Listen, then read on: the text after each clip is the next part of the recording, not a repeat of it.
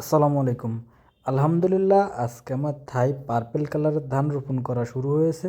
এই ধানের জাতটা আমার এলাকায় এর আগে ৫০-৬০ বছরের ভিতরে কেউ দেখেছে বলে মনে হয় না। এমনকি আমার আব্বুর কৃষির বয়স ৫০ বছর, সে নিজেও দেখে নাই। আমার এলাকায় এটা আগে কেউ করি নাই, যেহেতু এটা থাইল্যান্ডের একটা লোকাল ভ্যারাইটি। আমি সবসময় চেষ্টা করি অন্য দেশের লোকাল কৃষির ভিতরে কী আছে, অর্থাৎ আমি হাইব্রিডটা পছন্দ করি না। আমার কাছে মনে হয় না হাইব্রিডটা আমাদের দেশের বলেন বা বিভিন্ন পরিবেশের সঙ্গে বলেন বা মানুষের পুষ্টিগুণের দিক থেকে যদি চিন্তা করি, সেক্ষেত্রে হাইব্রিড কোনোভাবেই চাষ উপযোগী না। আমার কাছে এটা পছন্দও না, যার জন্য আমি চেষ্টা করি সবসময়, যদি আমার শখ আছে কৃষির প্রতি, নতুন নতুন কিছু ভালো লাগে, বাট সেটা লোকাল হওয়া লাগবে। যে কোনো দেশের লোকাল যদি হয়, যে দেখা যাচ্ছে আমি এই বীজ রেখে যদি আবার করতে পারি, অর্থাৎ যেটা কম খরচের ভিতরে হয় বা যেটা ফিউচার নিয়ে কাজ করা যায়, এমন কিছু হলে লোকাল সেটা আমি চেষ্টা করি আমার সংঘরে রাখার জন্য। সেই সুবাদে এই বীজটা আনা ছিল। আমি প্রায় ৩০০ গ্রাম বীজ এনেছিলাম। আমি প্রায় ৪ কাঠা জমিতে রোপণ করবো, যেহেতু ৪ কাঠা জমি আমার হবে না।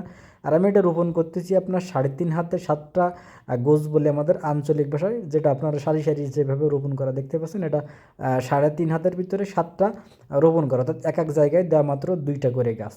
এই পার্পেল কালারের ধানটা খুব বেশি ফলনে হয় বলে আমার মনে হয় না। আমি যতটুকু পড়াশোনা করে পেয়েছি, হয়তো বা শতাংশে আপনার 25 থেকে 30 কেজি হতে পারে, অর্থাৎ সেটা বাণিজ্যিকভাবে আমার কাছে মনে হয় না বাংলাদেশের মতো জায়গায় খুব বেশি গুরুত্বপূর্ণ ভূমিকা রাখে বা ভালো একটা কাজ করা যায়। যদি এটা আমি করেছি শখের বসে, আসলে আমার কাছে ভালো লেগেছে, কারণ এরকম গাছ আগে কেউ দেখি নাই। আর আমি সবসময় নতুন কিছু করি, আর যাতে আমার এলাকার কৃষিরাও ওরা খুব সাহস পায় বা ওদেরও ভালো লাগে। এরপরেও দেখি আল্লাহ ভরসা কীরকম ফলন হয়। আমাদের যে জমি, তাতে করে অন্য কারোর থেকে আমাদের ফলনটা ভালো হবে আমি আশা করতেছি। এখন শেষ পেয়ে দেখা যাক বাণিজ্যিকভাবে করা যায় কিনা। আর অনেকে অলরেডি এর ভিতরে পাতা চেয়েছেন বা বীজ চেয়েছেন, তো যেহেতু বীজ আমার কাছে খুবই সংকট, আমি থাইল্যান্ড থেকে নিজ দায়িত্বে আসলে বীজটা এনেছিলাম। কারণ বাংলাদেশে অনেক জায়গায় পাওয়া যায় তো যদিও, কিন্তু সেখানকার বীজের কোয়ালিটি বা কেমন কী হবে না হবে আমি সাহস পাই না, যার জন্য আমি চেষ্টা করছি যে কোনোভাবে থাইল্যান্ড থেকে আনছি, যার জন্য আমার খরচও পড়ছে বেশি। এই কারণে আমি কম করে আনছি, মাত্র ৩০০ গ্রাম বীজ আনছিলাম। তো আমি যেহেতু 4 কাঠা জমি রোপণ করতেছি, এখান থেকে আল্লাহ দিলে যদি মোটামুটি একটা ফলন পাই, তাহলে ইনশাল্লাহ আমি আমার মাধ্যমে সারা বাংলাদেশে বীজ ছড়িয়ে দেওয়ার চেষ্টা করব। দেখতে পাচ্ছেন আব্বু যেখান থেকে পাতা তুললো, পাতার সাইডে ওইটা হচ্ছে পাকিস্তানি বাসমতি, যেটা লম্বা। যদিও এটা বাংলাদেশে অনেক আগে থেকে চাষ হয়, কিন্তু আমার এলাকায় নতুন, আমার এলাকায় কেউ চাষ করে না।